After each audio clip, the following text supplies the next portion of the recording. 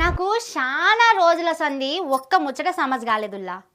రైతులు రోజు గంతగనం తిప్పల పడుతున్నారు. ఎండనక వాననక లైన్లలో ఉంటున్నారు.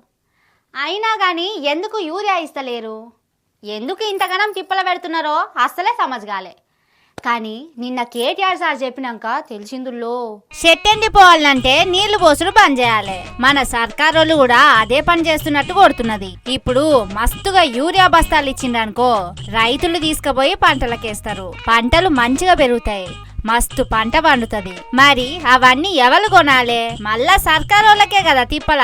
పుట్ల కొద్ది వడ్లు, టన్నుల కొద్ది పత్తి, మిర్చి, మక్కలొచ్చినాయి అనుకో సర్కారోళ్ళతోని కొనుడు అవుతుందా?